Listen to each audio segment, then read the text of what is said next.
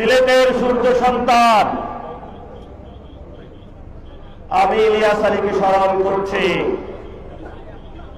যিনি ভারতের চোখে চোখ রেখে কথা বলেছিলেন শহীদ জিয়াউর রহমানের পথ ধরে।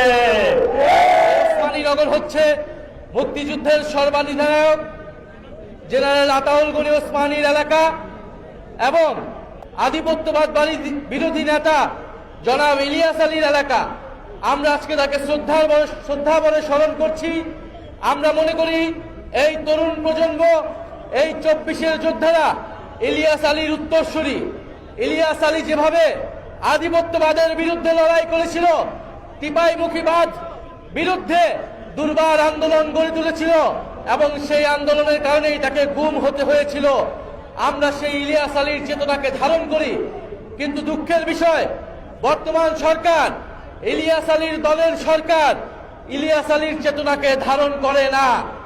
যদি ইলিয়াস আলীর চেতনাকে ধারণ করত তাহলে গুমের অধ্যাদেশ এই সরকার বাতিল করতে পারত না।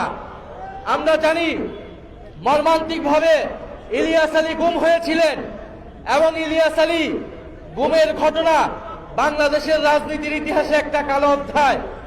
আমরা আশা করেছিলাম গণ অভ্যুত্থানের পরে এই নতুন বাংলাদেশে আর কোনো গুমের ঘটনা ঘটবে না, কিন্তু আমরা দুঃখের সাথে দেখতে পেলাম এই গুম কমিশনকে বাদ দিয়ে দেওয়া হচ্ছে, গুমের অধ্যাদেশকে বাদ দিয়ে আবারও বাংলাদেশে গুমের সুযোগ করে দেওয়া হচ্ছে।